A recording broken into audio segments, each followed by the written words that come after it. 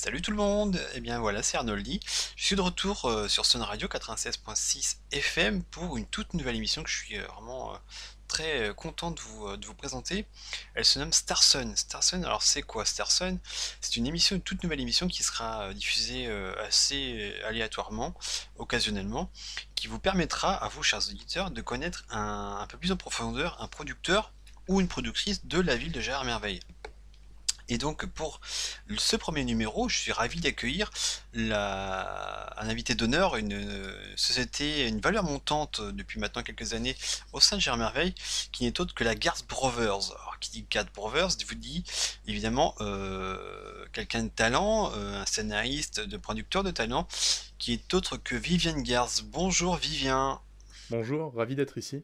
Merci Vivien d'avoir accepté mon invitation. Est-ce que tu peux tout d'abord te présenter s'il te plaît? Eh bien, je suis fondateur, PDG, actionnaire majoritaire de ma société de production Guard Brothers. J'ai aussi œuvré en tant que réalisateur et même scénariste sur pas mal de mes œuvres, mais aussi sur des productions créées par d'autres sociétés.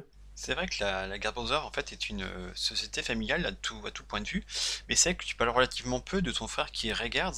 Qu'en est-il actuellement par rapport à lui?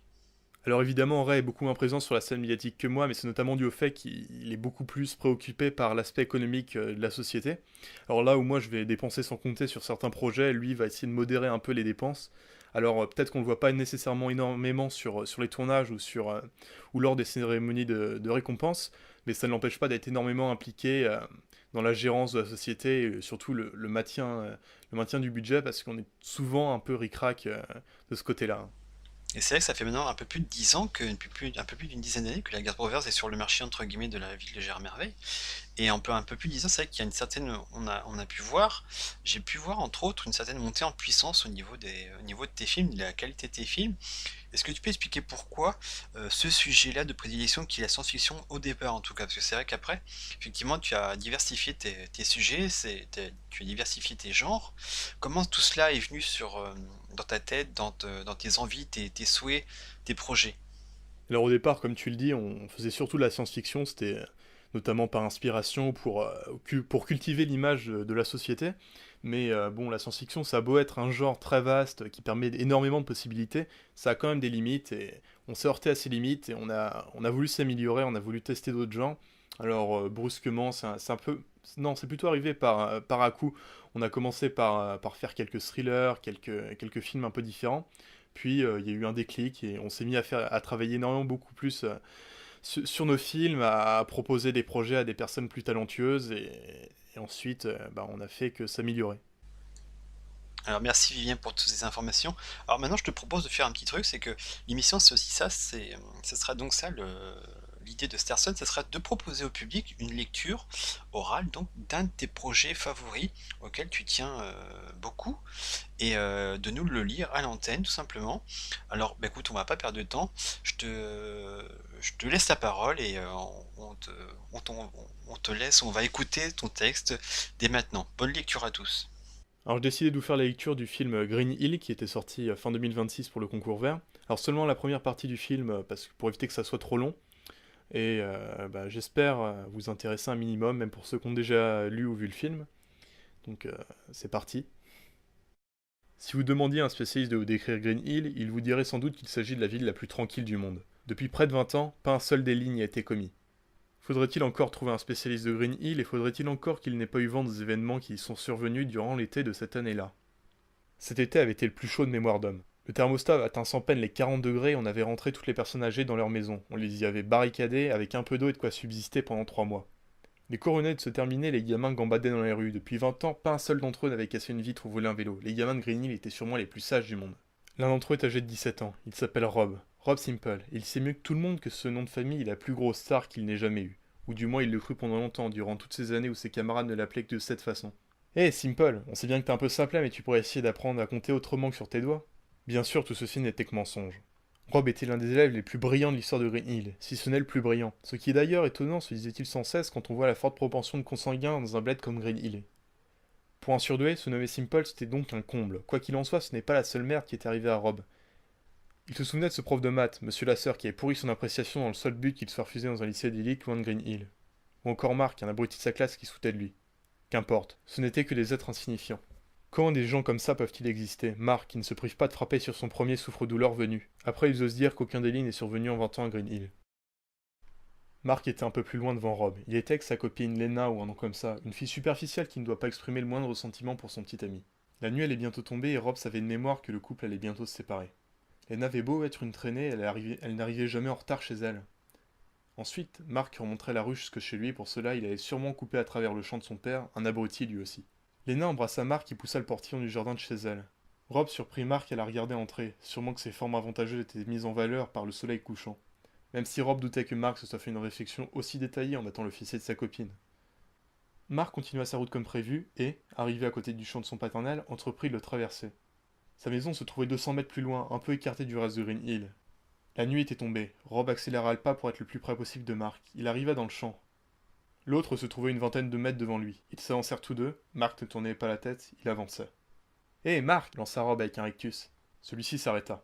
Il ne pensait pas qu'on le suivait ou que quelqu'un se trouvait encore dehors à cette heure, encore plus dans le champ de son père. Il tourna légèrement sa tête et regarda Rob. Simple, dégage ou je te frappe, répliqua-t-il d'un ton sec. Rob éclata de rire. Il ne sut pas vraiment si cela effraya Mark ou pas, mais celui-ci ne répondit pas. Il se contenta de regarder Simple. Avec la pénombre, celui-ci n'arrivait pas à déterminer l'expression de son visage.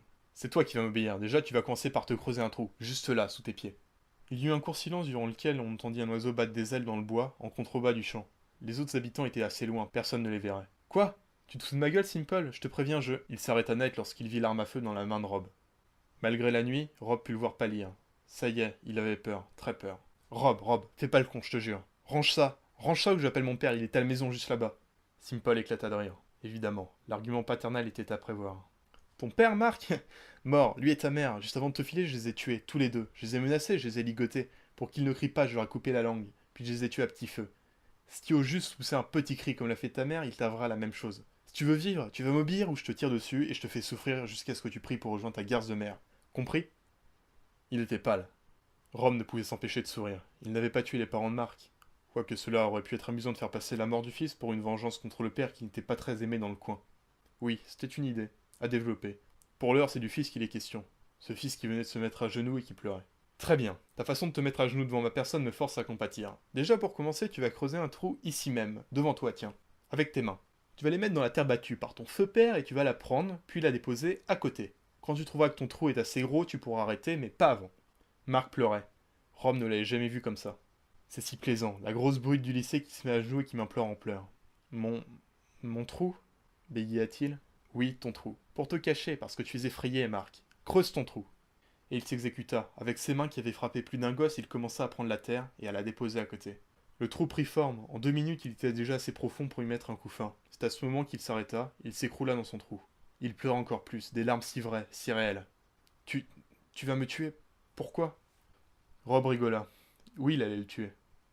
Il n'allait pas le laisser là pour le laisser aller voir la police pour leur dire que Rob Simple l'avait menacé avec un flingue lorsqu'il rentrait chez lui. Il serait même capable de ne pas aller vérifier si sa famille est vraiment morte. Il est si simple. Je te laisserai méditer là-dessus quand tu auras toute ta mort pour y réfléchir. Ton trou n'est pas très profond. Mais tiens, ouvre ce sac et peins-toi, sinon tu vas souffrir, Marc. Il lui lança son sac. Dedans s'y trouva un pot de peinture verte. Une petite blague pour mes amis enquêteurs, chômeurs depuis 20 ans. Marc le sortit avec le pinceau qui se trouvait avec, commença à se peindre le corps de vert. Il est beau ce vert. En plus c'est le même vert que les plantations. Son crétin de père serait capable de passer à côté sans s'en rendre compte. Marc devint bientôt aussi vert que la colline de Green Hill. Quand il eut fini, Rob prit soin de reprendre le seau et le pinceau qu'il remit dans son sac. Simple à faire disparaître. Jamais ils n'arriveront à trouver cette peinture de toute façon. C'est très bien, Marc. Quelque chose à ajouter? Rob tendit son bras et après s'être assez rapproché, posa le flingue sur la tempe de Marc. Je t'emmerde, répliqua-t-il dans un dernier souffle. Je m'en doutais. Moi de même. Merci Vivien. Alors ça fait toujours bizarre d'entendre un auditeur, un producteur même relativement célèbre. Ah, j'aimerais lire en direct un texte de ce choix comme ça. Alors ma première question par rapport à ce texte-là, qui est donc Green Hill, qui a d'ailleurs fait partie du concours vert organisé en 2026. Pourquoi avoir choisi ce genre-là, qui en fait qui n'est pas du tout de la science-fiction, mais un thriller tout simplement? Eh bien, simplement parce que je le considère encore comme l'une de nos meilleures productions. J'en suis encore très fier, même 5 ans après sa sortie, en fait. C'est vrai que le film avait reçu quand même d'excellentes critiques à l'époque lors du concours vert organisé d'ailleurs par Gérard Cousin-Prod. Comment t'es venu l'idée d'un tel film, d'un tel sujet de film? On voulait représenter le drame et la frustration de l'adolescence, et la science-fiction était relativement exclue vu qu'elle s'adapte pas vraiment à ce genre de sujet. et le drame est déjà usé jusqu'à la moelle pour ce genre de film, donc on a opté pour un film beaucoup plus machiavélique, vu que c'est le genre un peu qu'on faisait à l'époque. On a sorti pas mal de films de ce genre, dont Gamma Genius et Les Horloges de mémoire, donc ce film entre un peu dans cette continuité, qui d'ailleurs on s'attendait pas vraiment à ce succès, et ça a été une très bonne surprise au moment de sa sortie. La vertu se brise comme le verre hors siècle, les punchlines aussi, c'est un des sujets, un des domaines auxquels la Garde Brothers a développé ces dernières années, tout comme d'ailleurs les collaborations. Est-ce que tu peux expliquer pourquoi est-ce que tu te mets un peu plus à collaborer maintenant? Je pense notamment à Pitbull Productions sur la saga Wars. Comment t'es venu l'idée de ça? Est-ce que ça, voilà, t'étais moins emballé par des idées de films? Comment t'es venu, voilà, comment est venue l'idée de collaborer et de participer à des franchises également? Donc c'est dans le cas de Wars, c'est Pitbull Productions qui est venu nous voir en premier lieu. On avait déjà produit un film auparavant et donc Pitbull est venu nous voir avec de très bonnes idées pour la réalisation d'une trilogie qui ferait suite à notre film.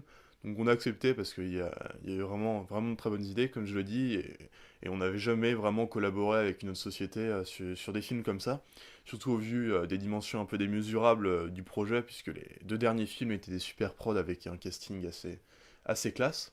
Niveau franchise commune, on n'a pas vraiment participé à beaucoup d'entre elles. Donc Wars évidemment, et on a aussi produit le premier volet d'une journée ordinaire qui a toujours à ce jour pas connu de suite, je crois. J'ai peur de me tromper parce qu'on n'a pas été très présent sur la scène Gérard Merveilleuse depuis quelques mois. Donc on pense aussi peut-être un jour participer aux deux autres grosses franchises qui sont Western Union et Galactic Western, mais on n'a pas encore une idée très claire de ce qui pourrait faire un film intéressant dans ces sagas, donc on préfère pas se lancer pour le moment. Peux-tu nous parler rapidement un petit peu également de ton serial qui est toujours en phase de production, la saison 3 si il me semble bien.